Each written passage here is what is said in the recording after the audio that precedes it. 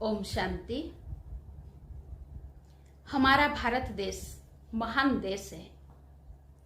इस भारत देश के लिए गायन है।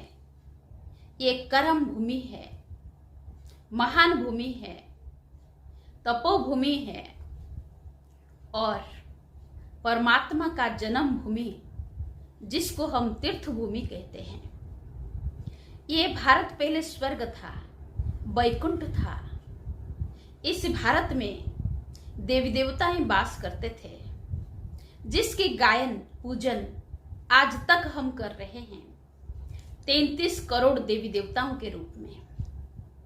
तो ये भारत में हर नर नारी बहुत उच्च पवित्र थे। नर नारायण था, नारी लक्ष्मी थी। घी की नदियां बहती थी। एक घाट पर शेर बकरी इकट्ठी पानी पीते थे।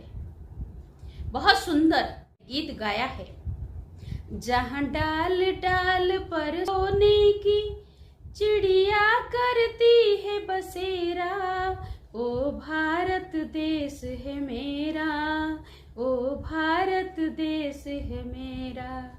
जहां सत्य अहिंसा के पथ पर पग पग करता डेरा, ओ भारत देश है मेरा, ओ भारत देश है मेरा।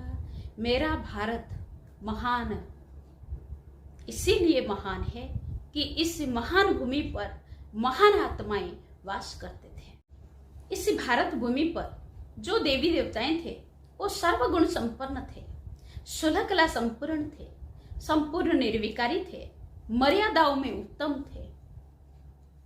पर धीरे धीरे जन्म मरण के चक्र में आकर सतयुग, त्रेता, द्वापर और कलयुग में पहुंचने के बाद हर नर नारी आज तमो प्रधान हो गए, पतित हो गए, जिसके लिए आज हम गाते हैं। देख तेरी संसार की हालत, क्या हो गया भगवान, कितना बदल गया इंसान, कितना बदल गया इंसान।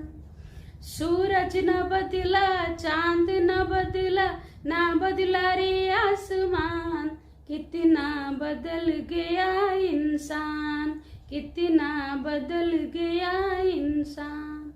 जो इंसान सतयुग में बिल्कुल ही पवित्र आत्माएं थे, निस्वार्थ भाव था, दैवी गुणों से संपन्न थे, सहनशीलता, नम्रता, धीरजता, अंतर्मुखता, हर्षित मुक्ता, पवित्रता, सरलता, निर्भयता, ऐसे वैल्यूज हर मानव के अंदर भरा हुआ था। और वो मानव आज क्या हो गया, इसीलिए कहते हैं देख तेरी संसार की हालत, क्या हो गया भगवान, कितने बदल गए इंसान। सूरज न बदला, चांद न बदला, ना बदला रे आसमान, पर बदल गए इंसान। इंसान में जो इंसानियत गुण थे वो गुण आज खत्म हो गया है। हर एक के अंदर आज स्वार्थपन आ गया है। आज हर मानव हिंसक वृत्तियां हो गया है, हिंसक प्राणी बन गया है, एक दूसरे को नोचने के लिए लगा हुआ है। कामी, क्रोधी, लोभी, मोही, अहंकारी होने के कारण आज मनुष्य बिल्कुल ही पतित, भ्रष्ट हो गया है। तो फिर से स्वयं परमपिता परमात्मा इस भारत भूमि पर अवतरित होकर के हर एक मानव को जागृत कर रहे हैं। हे आत्माएं, जागो, अपनी आत्मा को जगाओ कि आप कौन थे, कितनी श्रेष्ठ थे, देवी देवताएं थे, इस भारत भूमि पर सच्चरित्र पुरुष थे, और आज फिर से तमो प्रधान बन गए। अब जागो, अपनी आत्मा को संपूर्ण पवित्र बनाओ, तभी ही अपने असली घर परम धाम जा सकेंगे, और परम धाम से अपने आदि दुनिया सतयुग जिसको कहेंगे, उस सतयुग में हम आ सकेंगे। फिर से ये देवनगरी कहलाएगा, क्योंकि एक एक आत्मा अगर हम अपने आप को चेक करें और चेंज करें तो जीवन परिवर्तन हो सकता है और स्व परिवर्तन से विश्व परिवर्तन हो सकता है। कहते हैं self transformation will bring world transformation. जब तक हम खुद को परिवर्तन नहीं करेंगे तो दुनिया को परिवर्तन करने के लिए अगर हम ठेका लेके चलेंगे तो असंभव होगा।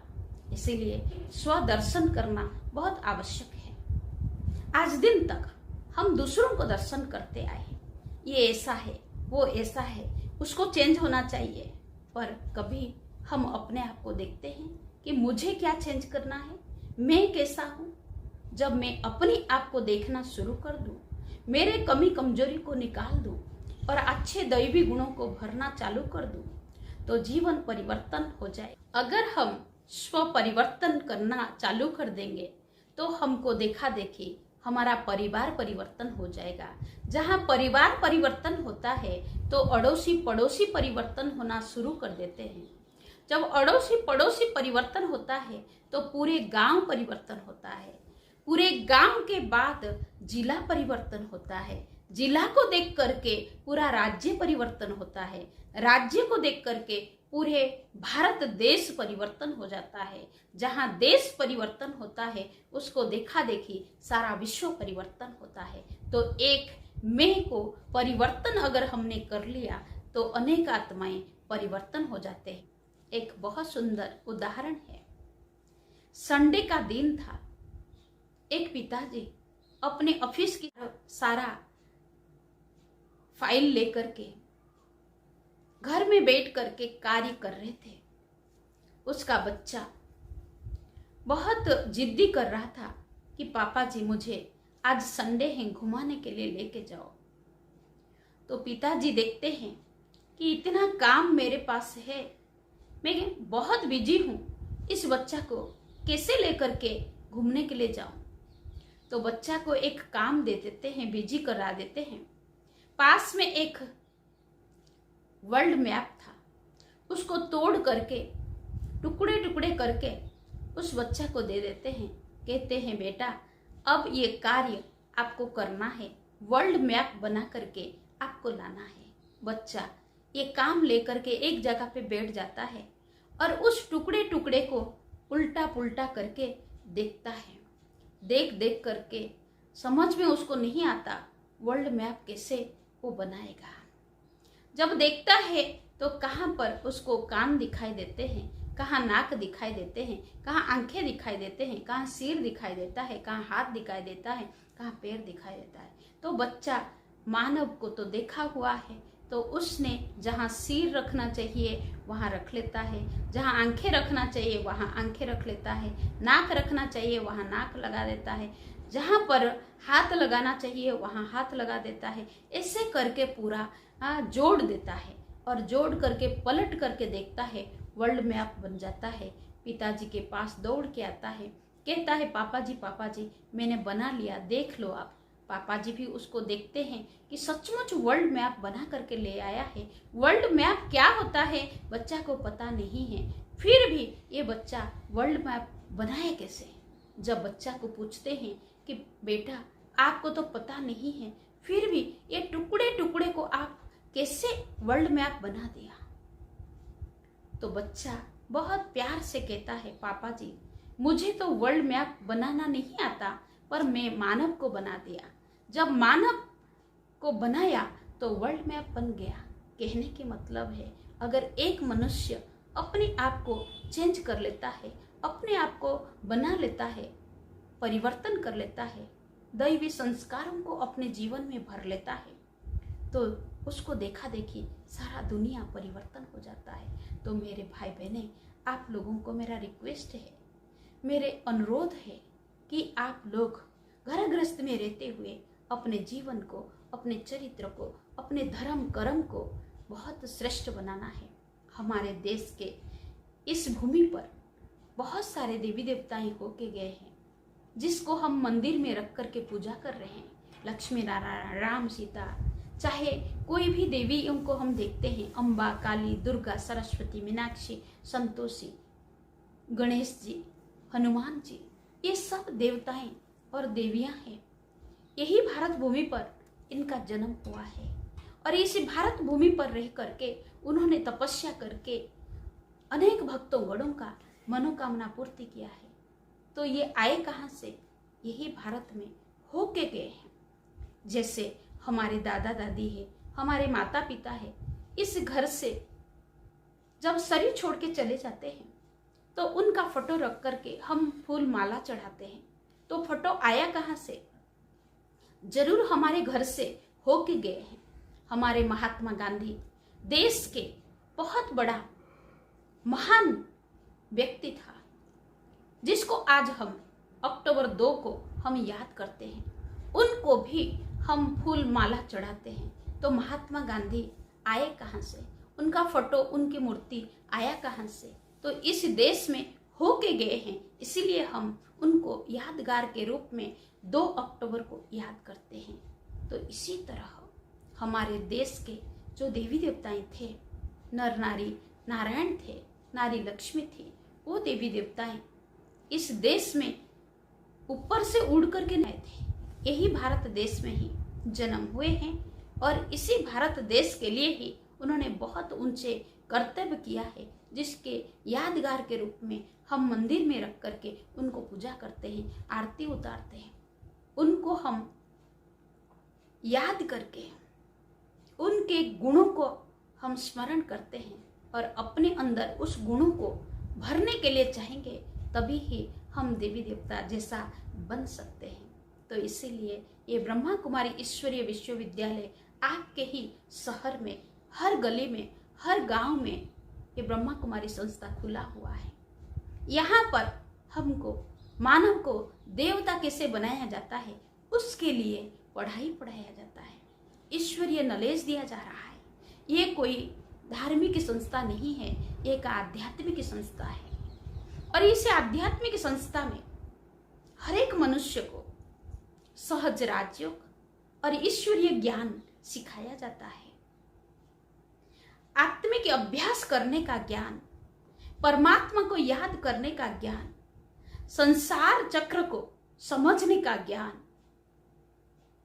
आत्मदर्शन, परमात्मा दर्शन, सृष्टि का दर्शन और कर्म दर्शन यहाँ पर सिखाया जाता है। तो आप निर्भय होकर के इस ब्रह्मा कुमारी संस्था में जरूर पधारें और पधार करके ईश्वरीय ज्ञान और सहज राजयोग को अध्ययन करें। अपने जीवन रूपी बगिया को श्रेष्ठ बनाएं। यहाँ कोई पैसा नहीं लगता है, यहाँ फ्री ऑफ चार्ज, बिल्कुल ही फ्री हमको शिक्षा दिया जाता है। आप लोगों को मेरा अनुरोध है कि आप निश्चिंत होकर के, निडर होकर के यहाँ आप आए और ज्ञान को अध्ययन करें। क्योंकि जब तक हम ब्रह्मा कुमारी संस्था को नहीं समझते हैं, नहीं जानते हैं कि वो क्या सिखा रहा है, उस ज्ञान को आप नहीं ले पाएंगे। परिचय होना अति आवश्यक है। बहुत सुंदर उदाहरण है। महात्मा गांधी एक बार बॉम्बे से अहमदाबाद आ रहे थे और उस ट्रेन में एक विदेशी बैठा हुआ था उसी डिब्बे में, और वो विदेशी आ रहा था महात्मा गांधी के साथ में मुलाकात करके बहुत जीवन की क्वेश्चन को सॉल्व करने के लिए। एक ही डिब्बा में दोनों बैठे हैं, पर विदेशी कभी पूछा नहीं कि आप कौन हैं। अगर वो पूछ लेता तो 8 घंटे के सफर में वो सब कुछ प्राप्त कर सकता था। उसके जीवन की कई शंकाएं समाधान हो सकते थे। पर आजकल मनुष्य को इतना ईगो होता है, जो किसी का परिचय लेना वो समझता ही नहीं। अपने आप को सोचता है कि मेरे से कोई समझदार नहीं है, मैं जितना ज्ञानी, मैं जितना समझदार, मेरे जैसा कोई नहीं है। इसीलिए वो फेल हो जाता है। तो 8 घंटे के सफर के बाद जब अहमदाबाद स्टेशन आता है तो काफी भीड़ होता है और आवाज निकलता है, नारा लगाते हुए।